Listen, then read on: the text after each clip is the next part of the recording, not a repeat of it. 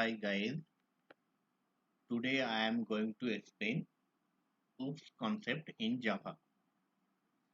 So before starting the OOPS concept, let's have a look what is class and what is object.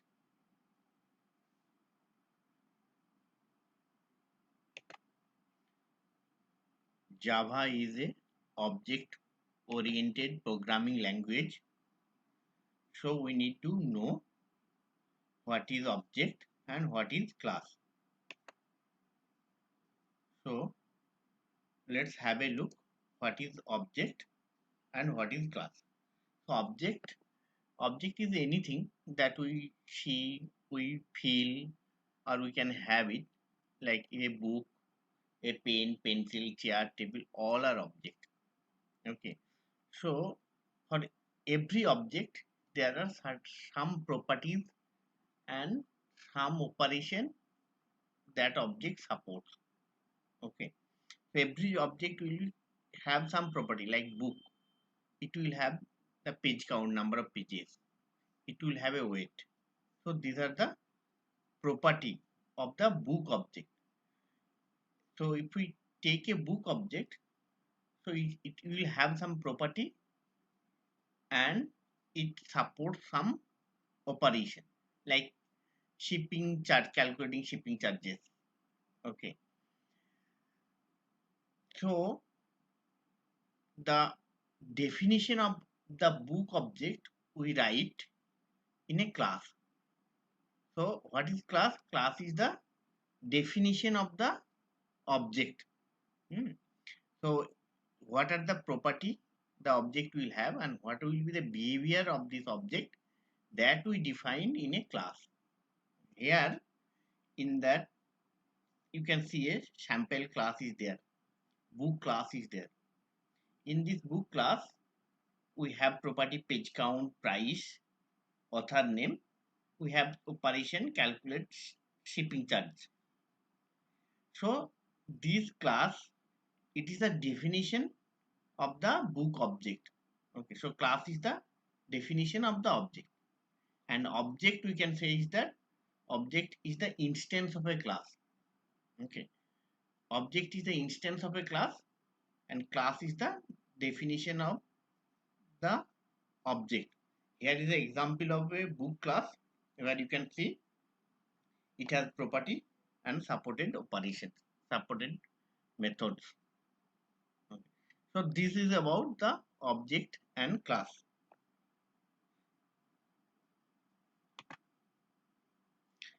In Java, it's all about object and class.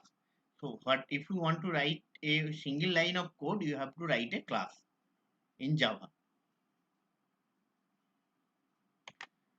So let's look into the OOPS principle or OOPS concept. There are four concepts, four principles: inheritance, encapsulation, abstraction, and polymorphism. Inheritance is comparatively easy. I think everybody can easily understand it.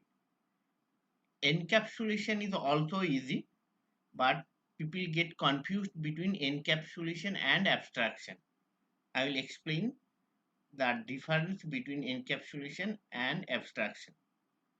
And polymorphism also, it comes in two flavors. One is static polymorphism or compile time polymorphism.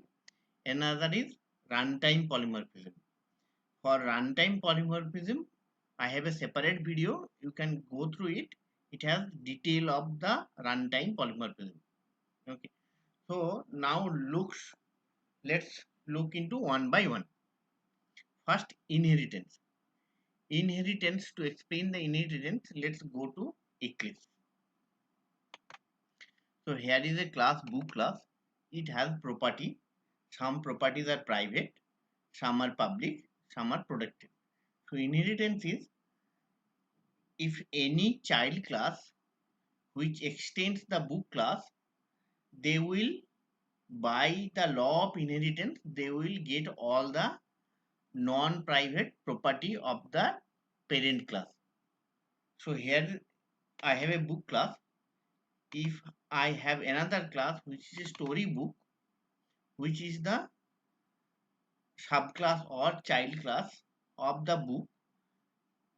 So by the law of inheritance, the storybook class will get all the non-private property of the book class, like all the protected, default and public property will be available to the storybook book class by the law of inheritance in Java. Okay, so let's go back to the book class.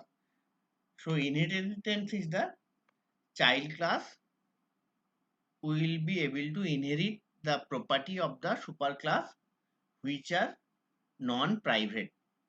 So here I have a book class. Here some properties are private, some properties are protected and public, and there are some methods also which are public. So if I create another child class like storybook class and it extends the book class, so it will be all the non-private property will be available to this book class. I can show you.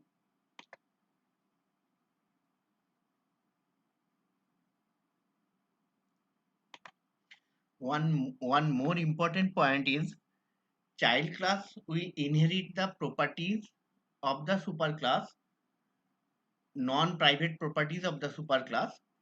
But if the child class wants to override some property, it can override it.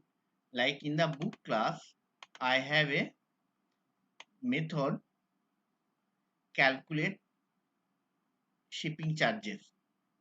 Okay. Now, so in the book class, I have another method which is get printing cost. Okay. So story normally printing cost is the number based on the number of pages. But storybook it has a different printing cost. Okay. So it storybook will have the images, pictures. So printing cost will be more than the normal or default printing cost.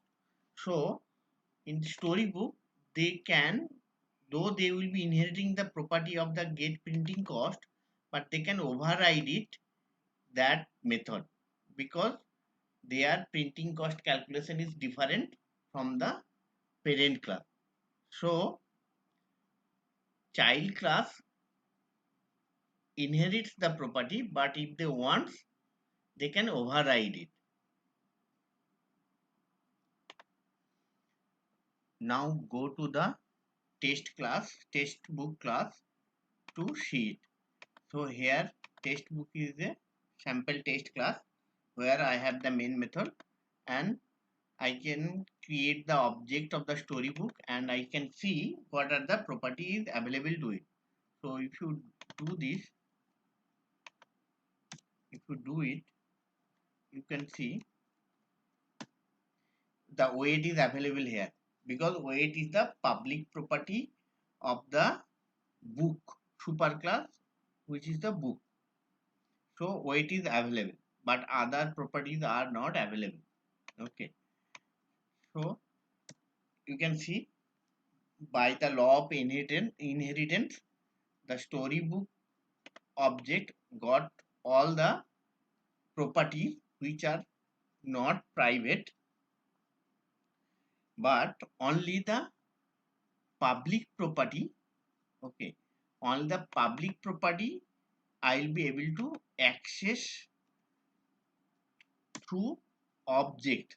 Okay, because this test class is in a different package. This test book class is a different package than the book class.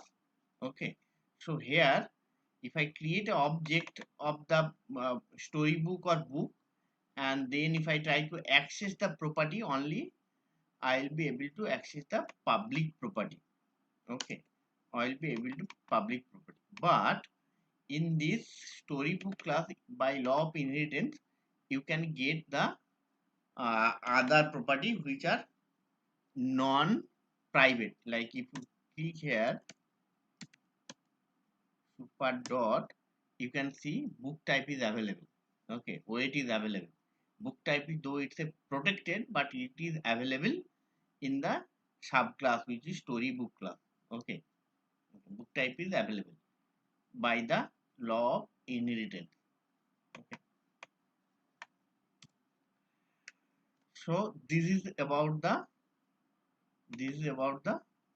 inheritance. Okay, I think it's very easy. Anybody can easily understand it. So let's move into the next topic. So next topic is the encapsulation.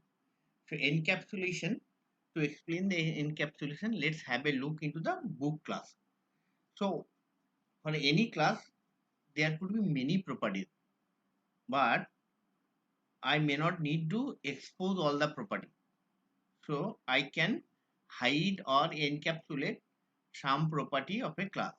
If I make the property private, so that will not be exposed.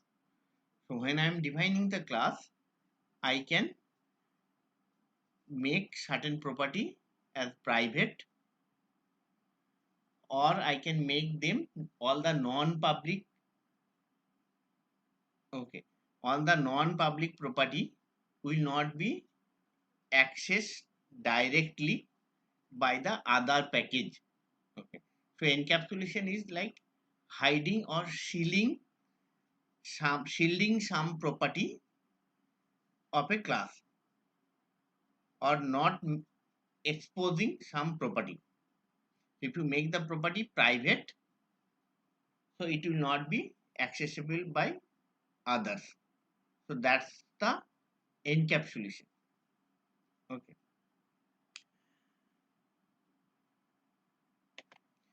so we encapsulate properties for many reasons. One reason could be some property or some method is very complex, we do not want to expose it, so we can encapsulate it. Some properties are sensitive, it, so we can encapsulate it. Or some properties are not relevant to somebody else, so we can encapsulate it. Okay, now let's move into the abstraction.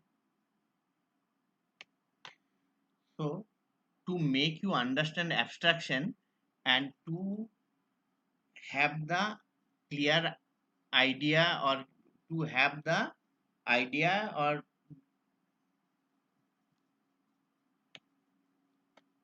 to have the idea between abstract, between the difference in encapsulation and abstraction, let me share an example.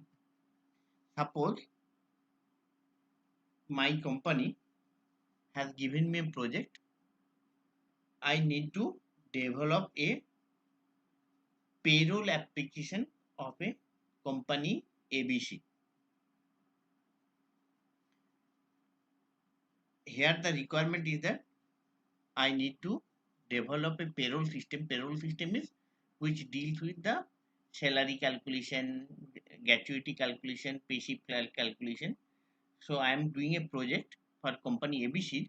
I need to build a system for their employee payroll, and they, on that system, they have contract employee and regular employee.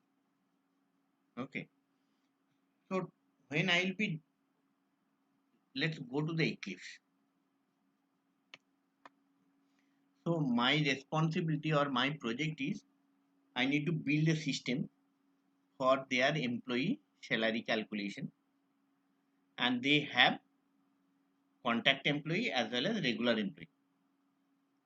So as a basic step, or as a base design, so what I will have, I will have an employee object, employee class. Okay, I will have an employee class, and then I will have contract employee class and regular employee class. Okay, and in this system I need to calculate the employee's monthly salary. I should be able to tell also gratuity of an employee. So when I am defining the class employee, I know that what are the common properties between the contact employee and regular employee. I can put all the common property into the employee class as well as common method,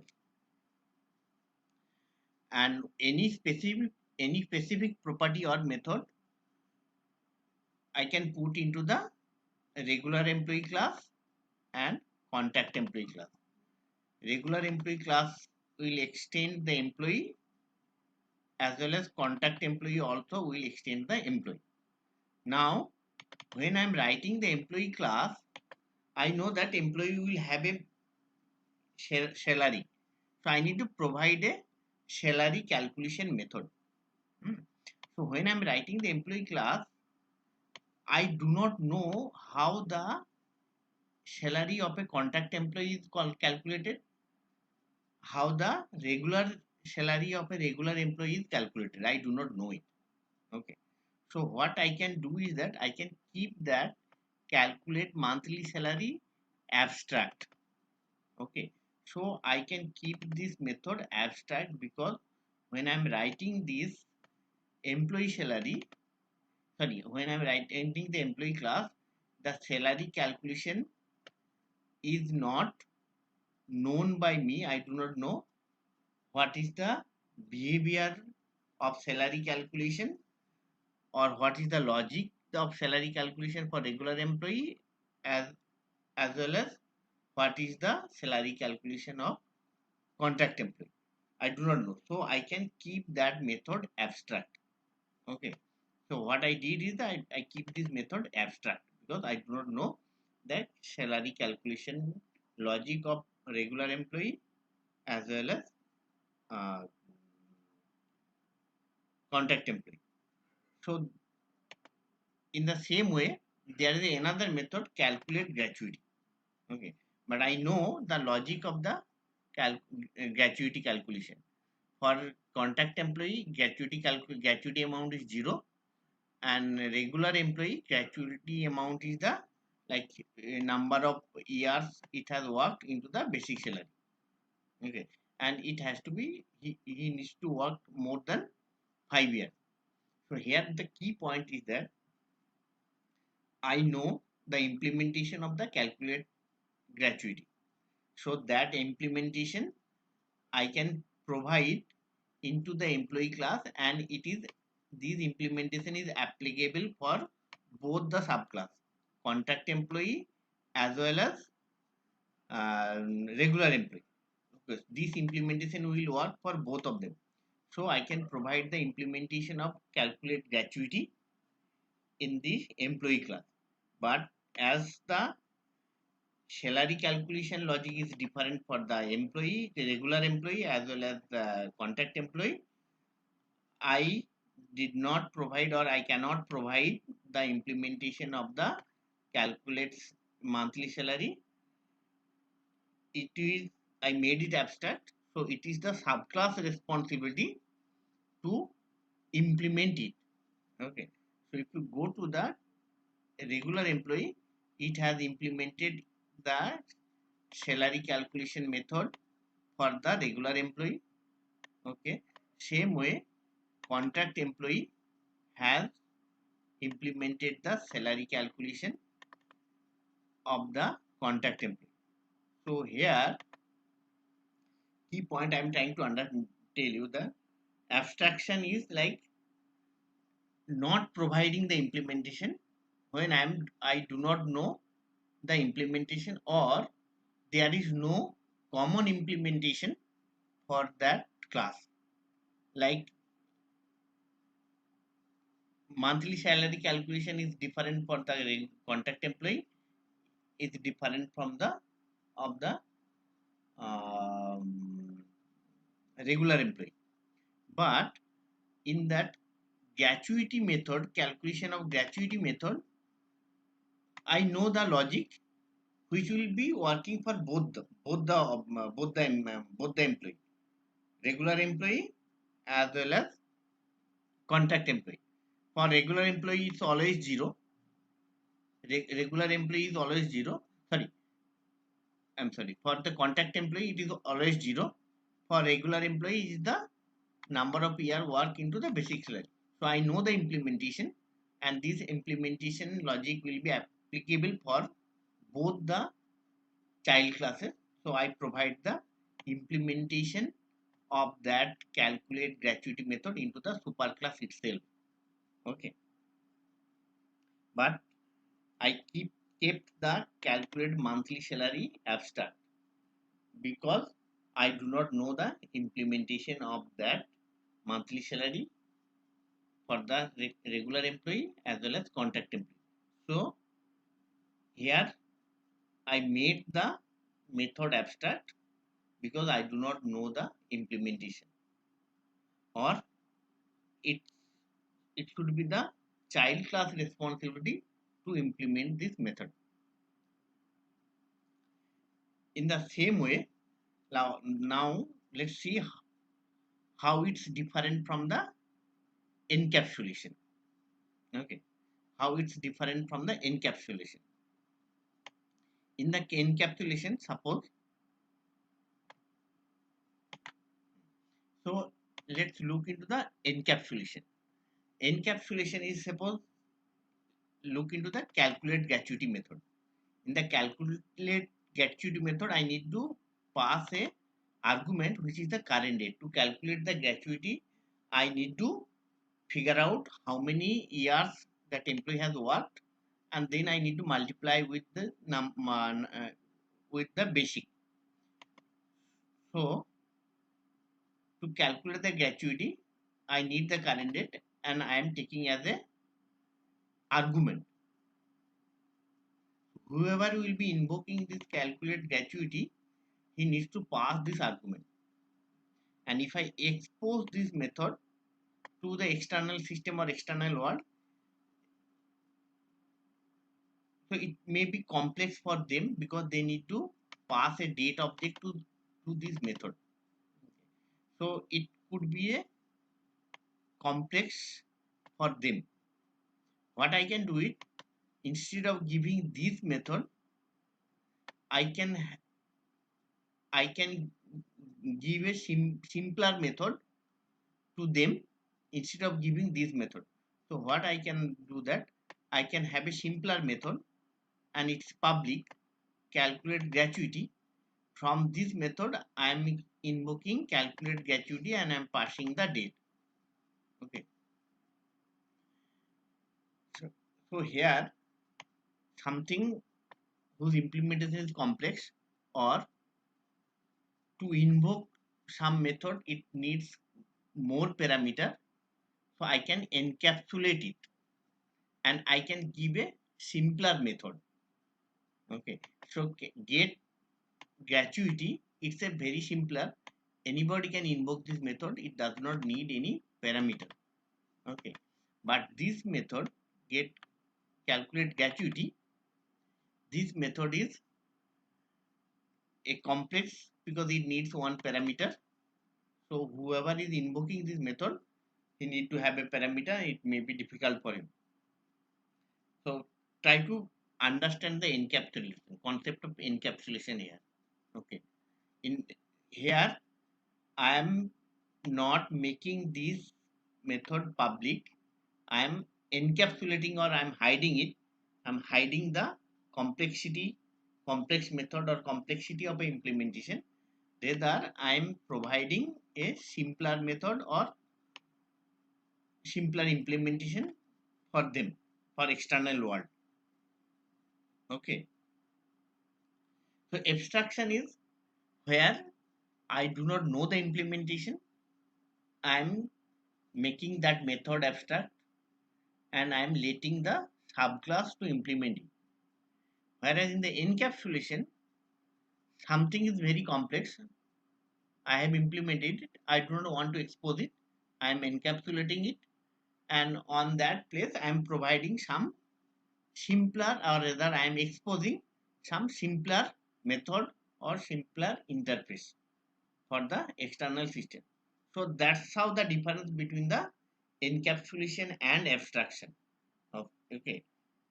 So encapsulation, mainly we are opening or we are exposing very simpler method,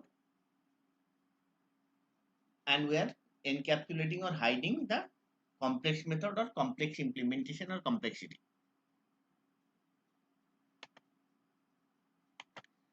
Now let's look into the next principle, which is polymorphism. Polymorphism comes in two flavor.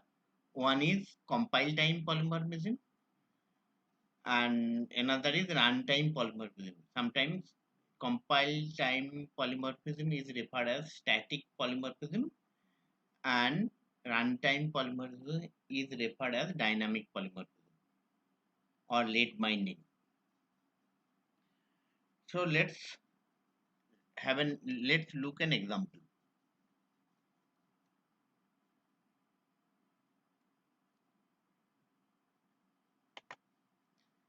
In the book class, if you look into, there is a two method: calculate shipping charge, where there is no argument. There is another method, calculate shipping charge, where there is a argument which is distance. Okay, so there is two method, both have the same signature. Okay, both have the same signature. Signature means method name and argument list. Okay, both have the same signature.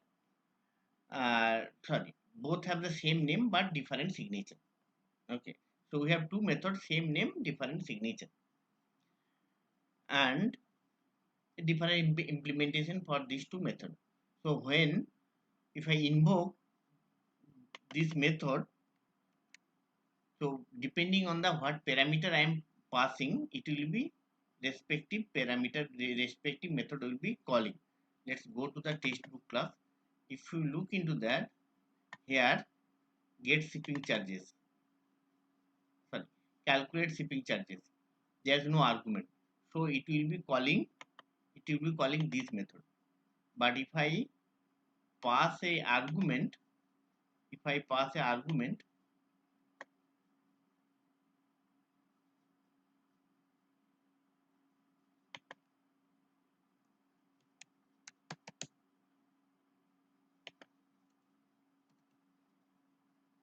if I pass the argument, it will be invoking different method, it will be invoking this.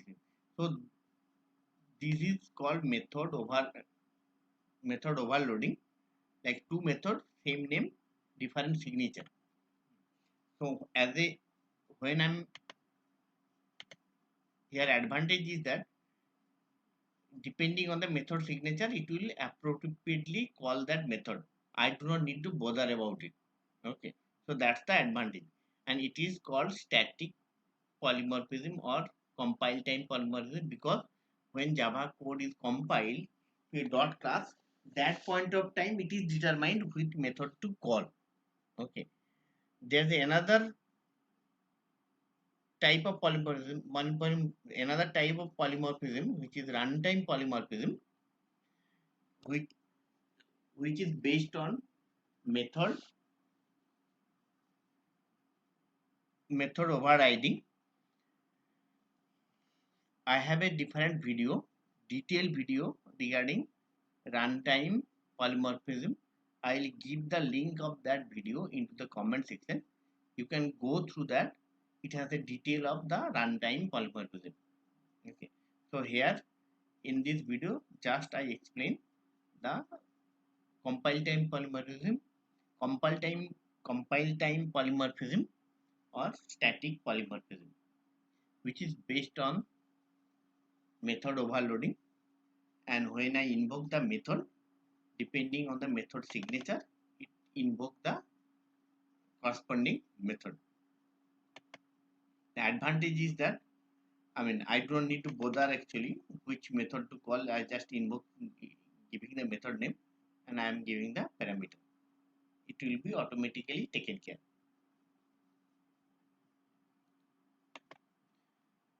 So this is all about OOPS concept in Java. Thanks for watching this video. Please put your comments, likes, share and also subscribe to this channel. Thank you.